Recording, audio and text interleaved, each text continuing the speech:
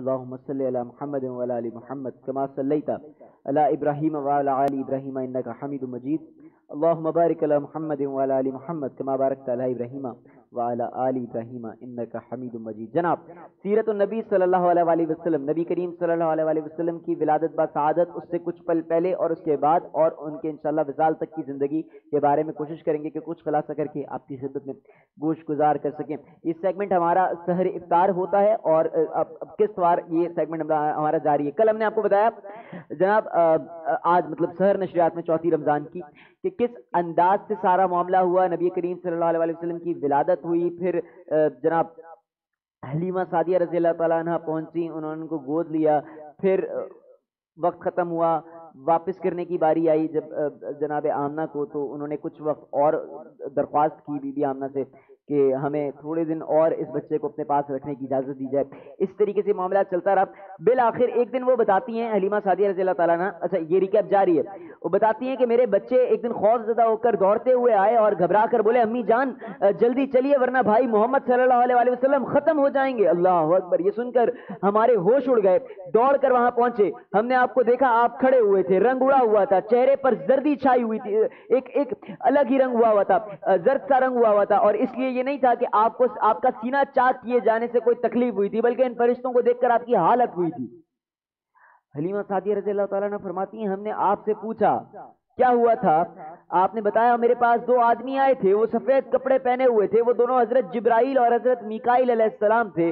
ان دونوں میں سے ایک نے یہ کہا کہ یہ وہی ہے نا، دوسرے نے جواب دیا ہاں یہ وہی ہیں. پھر وہ دونوں میرے قریب آئے، مجھے پکڑا اور لٹا دیا. اس کے بعد انہوں نے میرا پیٹ چاک کیا اور اس میں سے کوئی چیز تلاش کرنے لگے. آخر انہیں وہ چیز مل گئی تو انہوں نے اسے باہر نکال کر پھینک دیا. میں نہیں جانتا وہ کیا چیز تھی. بیٹا معمولی سے ایک اگر تھوڑا سا دے سکے اس چیز کے بارے میں. دوسری روایات میں یہ وضاحت ملتی ہے کہ وہ سیاہ رنگ کا ایک دانہ تھا. یہ انسان کے جسم میں شیطان کا گھر ہوتا ہے اور شیطان انسان کے جسم میں اسی جگہ پر اثرات پیدا کرتا ہے. اب حلیمہ سعدیہ رضی اللہ تعالیٰ عنہ فرماتی ہیں پھر ہم آپ کو گھر لے آئے. اس وقت وہ میرے شوہر عبداللہ بن حارث نے مجھ سے کہا پھر کہ حلیمہ مجھے ڈر ہے کہیں اس بچے کو کوئی نقصان نہ پہنچ جائے، اس لیے اس کے گھر والوں کے پاس واپس پہنچا دو. میں نے کہا ٹھیک ہے. پھر ہم آپ کو لے کر مکہ کی طرف روانہ ہوئے. جب میں مکہ کے بالائی علاقے میں پہنچی تو آپ نبی کریم صلی اللہ علیہ وسلم اچانک غائب ہو گئے اور میں حواس باختہ ہو گئی کہ آخر ہوا کیا. یہاں تک ہم نے آپ کو سحر نشریات میں بتایا تھا انشاءاللہ. اب آپ کو آگے بتاتے ہیں کہ نبی کریم صلی اللہ علیہ وسلم کہاں گئے تھے. انشاءاللہ واقعے کا آغاز کرتے ہیں. حلیمہ سعدیہ فرماتی ہیں میں پریشانی کی حالت میں مکہ پہنچی. آپ کے دادا عبد المطلب کے پاس پہنچتے ہی میں نے کہا کہ میں آج رات محمد کو لے کر آ رہی تھی. جب میں بالائی علاقے میں پہنچی تو وہ اچانک کہیں گم ہو گئے. اب خدا کی قسم میں نہیں جانتی وہ کہاں ہیں. عبد المطلب یہ سن کر فوراً کعبہ کے پاس کھڑے ہو گئے. انہوں نے آپ کے مل جانے کے لیے دعا کی. پھر آپ کی تلاش میں روانہ ہوئے. ان کے ساتھ ورقہ بن نوفل بھی تھے. غرض دونوں تلاش کرتے کرتے تاہم کی وادی میں پہنچے. ایک درخت کے نیچے انہیں ایک لڑکا کھڑا نظر آیا. اس درخت کی شاخیں بہت گھنی تھیں. عبد المطلب نے پوچھا لڑکے تم کون ہو؟ حضور اکرم صلی اللہ علیہ وسلم چونکے. اس وقت تک جو ہے وہ قد نکال چکے تھے، بڑے ہو چکے تھے، اس لیے عبد المطلب پہچان نہ سکے. آپ کا قد تیزی سے بڑھ رہا تھا. جواب میں آپ نے فرمایا میں محمد بن عبداللہ بن عبد المطلب ہوں. یہ سن کر عبد المطلب بولے تم پر میری جان قربان، میں ہی تمہارا دادا عبد المطلب ہوں. پھر انہوں نے آپ کو اٹھا کر سینے سے لگایا اور رونے لگے. آپ کو گھوڑے پر اپنے آگے بٹھایا اور مکہ کی طرف چل دیے. اب گھر آ کر انہوں نے بکریاں اور گائیں ذبح کی اور مکے والوں کی دعوت کی.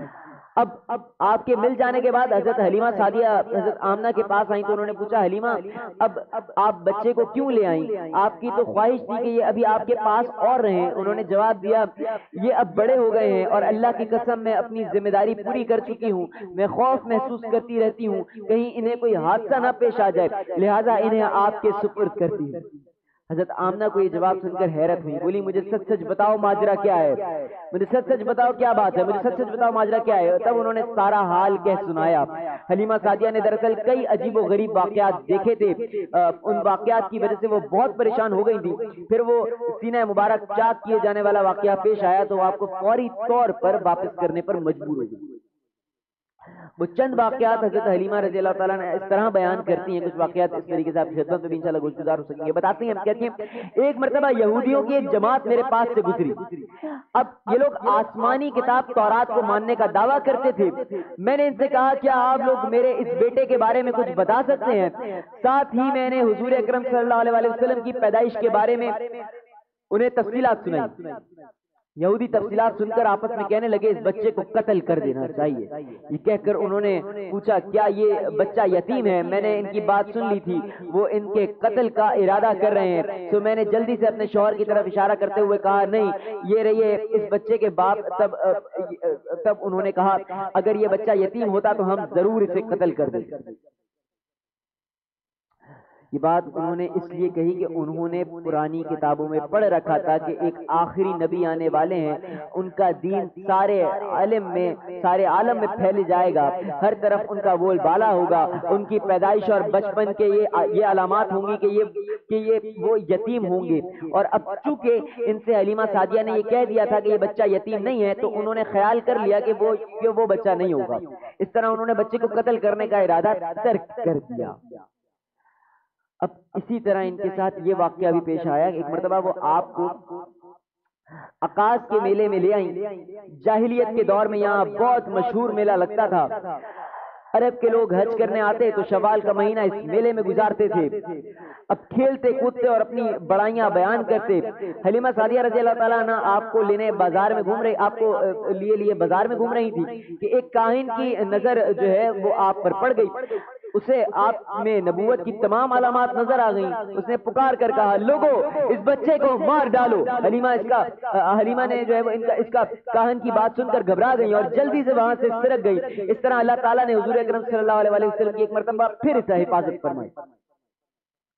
اب میلے میں موجود لوگوں نے کاہن کی آواز سن کر ادھر ادھر دیکھا کہ کس بچے کو قتل کرنے کا اس نے کہا ہے، مگر انہیں وہاں کوئی بچہ نظر نہیں آیا کیونکہ حلیمہ سعدیہ رضی اللہ تعالیٰ نے بچے کو لے کر نکل گئی تھی. اب لوگوں نے کاہن سے پوچھا کیا بات ہے، آپ کس بچے کو مار ڈالنے کے لیے کہہ رہے ہیں؟ اس نے ان لوگوں کو بتایا میں نے ابھی ایک لڑکے کو دیکھا، معبودوں کی قسم وہ تمہارے دین کے ماننے والوں کو قتل کرے گا، تمہارے بتوں کو توڑے گا اور وہ تم سب پر غالب آ جائے گا. سن کر لوگ آپ کی تلاش میں ادھر ادھر دوڑنا شروع ہو گئے لیکن ناکام رہے. حلیمہ سعدیہ آپ صلی اللہ علیہ وسلم کو لیے واپس آ رہی تھی کہ ذیل حجاز سے ان کا ایک گزر ہوا. یہاں بھی میلہ لگا ہوا تھا.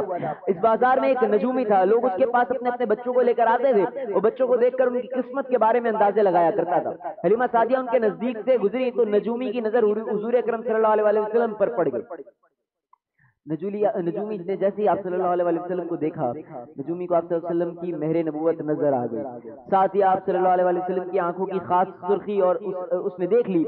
اب وہ چلا اٹھا اے عرب کے لوگوں اس لڑکے کو قتل کر دو، یہ یقیناً تمہارے دین کے ماننے والوں کو قتل کرے گا، تمہارے بتوں کو توڑے گا اور تم پر غالب آ جائے گا. کہتے ہوئے وہ آپ کی طرف جھپٹا لیکن اسی وقت وہ پاگل ہو گیا اور اسی پاگل پن میں وہ مر گیا. ایک اور واقعہ سیرت ابن ہشام میں ہے کہ حبشہ کے عیسائیوں کی ایک جماعت حضور اکرم صلی اللہ علیہ وسلم کے پاس سے گزری. اس وقت آپ صلی اللہ علیہ وسلم حلیمہ سعدیہ کے ساتھ تھے اور وہ آپ کو آپ کی والدہ کے حوالے کرنے اس وقت جا رہی. ان عیسائیوں نے آپ صلی اللہ علیہ وسلم کے مونڈوں کے درمیان مہر نبوت کو دیکھا اور آپ صلی اللہ علیہ وسلم کی آنکھوں کی سرخی کو بھی دیکھا.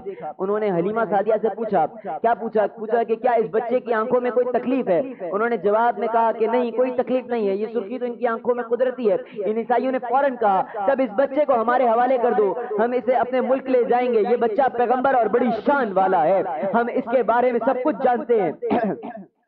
حلیمہ سعدیہ یہ سنتے ہی وہاں سے جلدی سے دور چلی گئی، یہاں تک کہ آپ صلی اللہ علیہ وسلم کو آپ جو ہے وہ صلی اللہ علیہ وسلم کی والدہ کے پاس پہنچا دیں اور پھر انہوں نے ان کے حوالے کیا، پہنچا دیا.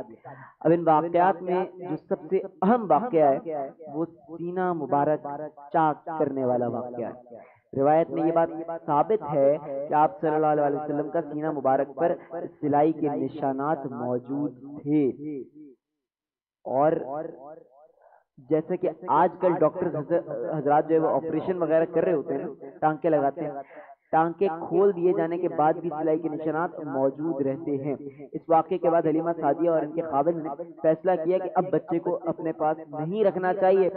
جب حلیمہ سعدیہ نے آپ صلی اللہ علیہ وسلم کو حضرت آمنہ کے حوالے کیا، اس وقت آپ صلی اللہ علیہ وسلم کی عمر تقریباً کم و بیش آتا ہے کہ 6 سال بھی روایتوں میں آتا ہے، 9 سال بھی روایتوں میں آتا ہے، اور 2 سال بھی روایتوں میں آتا ہے۔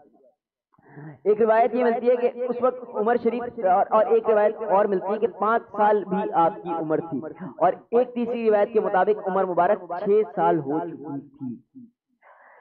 اب جب حلیمہ سعدیہ نے آپ صلی اللہ علیہ وسلم کو حضرت آمنہ کے حوالے کیا تو اس کے کچھ دنوں کے بعد حضرت آمنہ انتقال کر گئیں۔ والدہ کا سایہ بھی سر سے اٹھ گیا۔ حضرت آمنہ کی وفات مکہ میں اور مدینہ کے درمیان ابوا کے مقام پر ہوئی، آپ کو یہیں دفن کر دیا گیا۔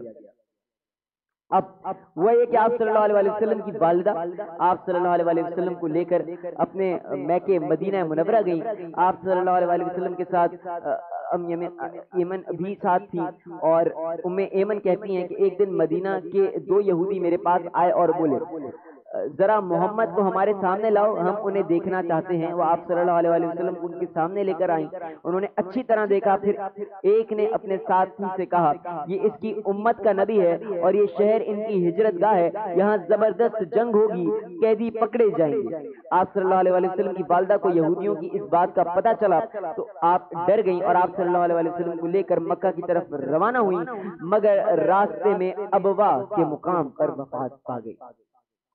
پھر اس نرالی شان کا مالک اللہ اکبر، پھر کیا ہوا؟ حضرت آمنہ کے انتقال کے بعد کیا ہوا انشاءاللہ آپ کی خدمت میں بیان کریں گے سحر نشریات میں اسی سیگمنٹ میں۔ ابھی ایک وقفہ کے بعد انشاءاللہ دوبارہ حاضر۔